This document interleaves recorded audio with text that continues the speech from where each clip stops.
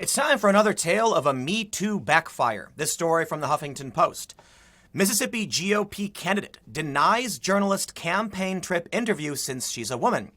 It's actually more complicated than the headline would have you believe, but it is technically true, although I think they could do better if they actually told you what happened. Because, look, most people will read the headline and move on. And if you just read this headline, it sounds like he's just a sexist prick. In reality, there's two things here. For one, the journalist is claiming, essentially, he didn't want to be accused of an affair. He's claiming, for his wife, they have an agreement not to be privately with people of the opposite sex. It's a religious thing, and he doesn't want to be accused of an affair. They say, State Rep. Robert Foster's campaign director told journalist Larison Campbell they would only go forward with the interview if a male journalist was present. Now, see, you got to read it to actually figure out what really happened. But I got to say, it does feel like a backlash to the Me Too era because we've seen many circumstances now where men are straight up saying, I'm not going to be alone with you. We've heard stories that men are refusing to mentor women, that in office buildings, men have a open door policy now. The door must always be open if a woman is going to come and talk to him because there is a concern about being falsely accused. And it happens. Like Aziz Ansari was smeared over a bad date. Chris Hardwick, I think it was, the guy from, he has some show, was falsely accused of impropriety. He lost his job. They brought him back after an investigation. So yes, it does happen. I'm not saying every single instance is false. Every accusation is false. I'm just saying, for one, nobody wants to be accused of having an affair. It'll be all over the press. Two, what if someone does falsely accuse you? This is what you get. You get male, men who are in positions of power who say, it's not worth it. I can't do it. So let's read on. Huffington Post writes, the campaign of Mississippi Republican gubernatorial candidate and state rep Robert Foster denied a journalist's request to shadow him on a campaign trip because she is a woman, the reporter wrote in an essay published in Mississippi Today on Tuesday evening. And we'll see what we can get from there. Journalist Larison Campbell said the campaign director Colton Robinson told her she could ride along with Foster for a day trip only if she brought a male colleague along. According to Campbell, Robinson said he was concerned about the public perception of them being together, that if trackers saw Foster and Campbell, they could use it to insinuate an extramarital affair. After consulting with her editor, she said no, both on principle, telling Huffington Post it was a sexist request, and because newsrooms are stretched thin. And she was shocked that even after offering other solutions, like making sure she's visibly wearing her press badge all day, they continued to deny her request. This is why I think she's wrong on this one. When you actually read on, you learn this guy's following what's called the Billy Graham rule, which we'll read. The real issue that he says is that him and his wife have an agreement that he won't be alone with a woman, she won't be alone with men as it's part of their marital bond. Hey, look, it's your religion, you do you. It wouldn't make sense that if she said if she's claiming he didn't want to look bad, like they could be having an affair. And it is possible, even if she's in full view of the public, people could still assume there's an affair. But it sounds more to me like he doesn't want to be alone with a woman for other reasons, because if he was visible with her, that would kind of offset a lot of any speculation, especially if she's wearing a press badge and she's recording him. People would be like, oh, okay, we get it. And he's never going to see her again, right? To me, it sounds like he actually does follow what they call the Billy Graham rule, but let's read on. Quote, they put the onus on me as a woman to make Rep. Foster feel comfortable when it was his issue and his rule. You are not entitled to anyone's time, period. I can give you any reason for why I won't do an interview. This is the most absurd part of the story. That she's outraged that he wouldn't do an interview with her. Dude, I deny interview requests like 5 times a day. I ignore most of them, and for some reason, people get my phone number, and now I don't even answer my phone anymore. I say no. I say no to literally all of them.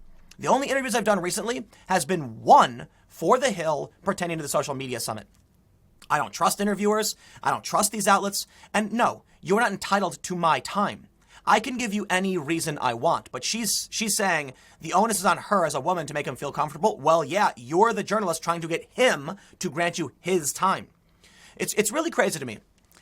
There was a point in my career where I was getting a ton of speaking offers. They weren't paid. And I had a speaking agent. And the speaking agent said to me, listen, you are the product. They need to sell you to make money. If they're not offering you anything, they're wasting your time. The same is true for this. Why? The journalist needs the quote from the politician. She needs the interview from the politician.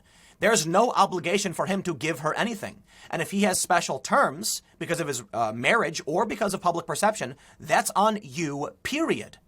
So ultimately, I was told, listen, Tim, you're the entertainment for these events. You should get paid for it no matter what. And I said, yeah, but some of these events don't have a lot of money. He said, so what? They want to put on an event and they need something from you. There has to be some kind of consideration, some exchange of value. Maybe the value you get is a high profile event and you're willing to do it. But at the end of the day, they're putting on an event and you are their entertainment. And I'm like, that's a good point. And I, for the most part, haven't done I've turned down most speaking gigs since. A lot of gigs want you to come and accommodate them. Not going to happen. But I do have an event coming up August 31st in the Philadelphia area, irl.minds.com. Check it out. I got to throw the plug in while I'm talking about it. Let's read on.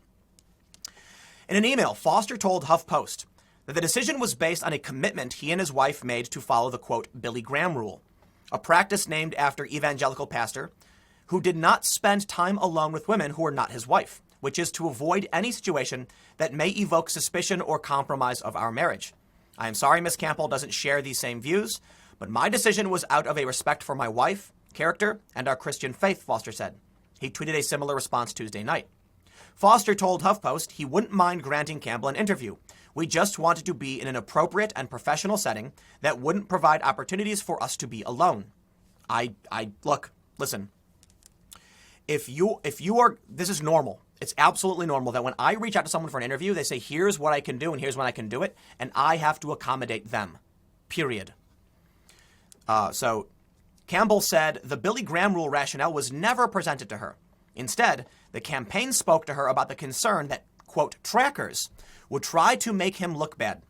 He never mentioned anything about his wife or having that agreement with his wife beforehand, she said. That's not his problem. That's not his issue to explain. Perhaps he was kind of embarrassed and you forced him to come out and talk about his personal commitments with his wife. Maybe he said explicitly they didn't want there to be insinuations of an extramarital affair that literally falls in line with the idea of the Billy Graham rule.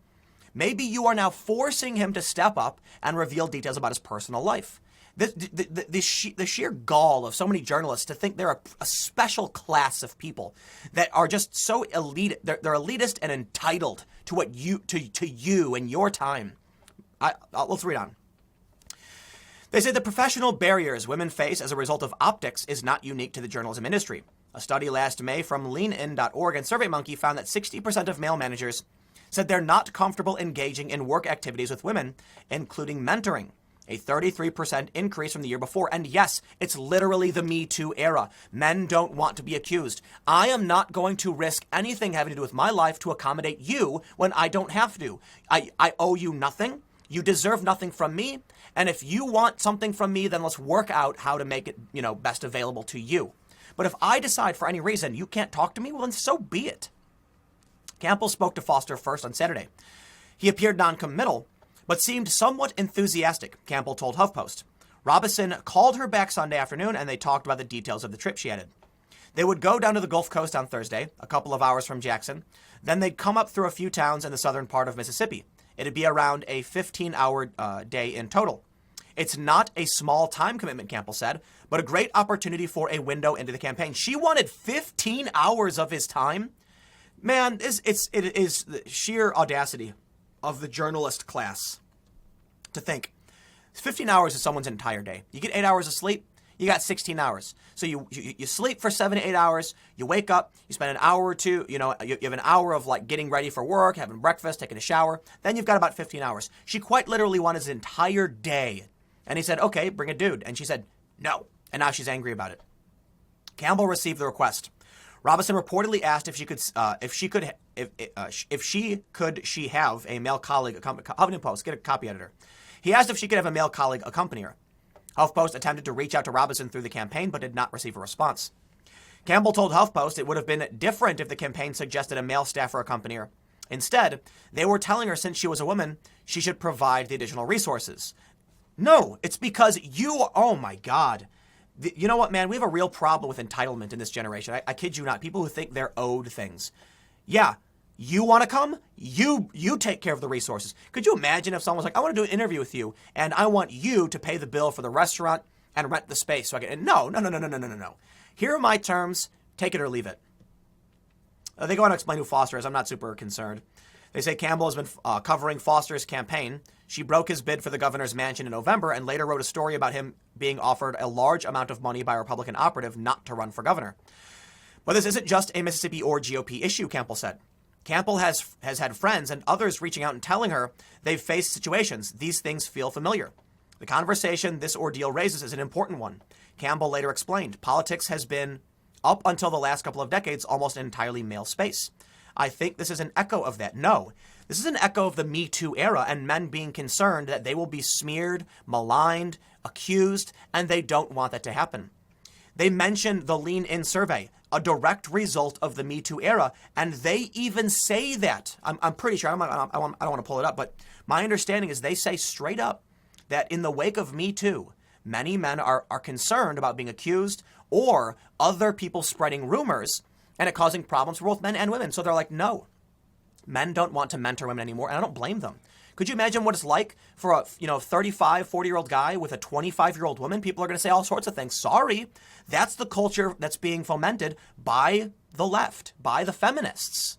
Plain and simple. I'm not saying they shouldn't call it bad behavior. They should call it out. But this is the result of that, and it should be obvious. And I don't know what the solution is. There's an ongoing debate about air conditioning in the workplace. Taylor Lorenz, a journalist, tweeted that AC is sexist, and we've heard time and time again. It was originally an Onion article, I kid you not.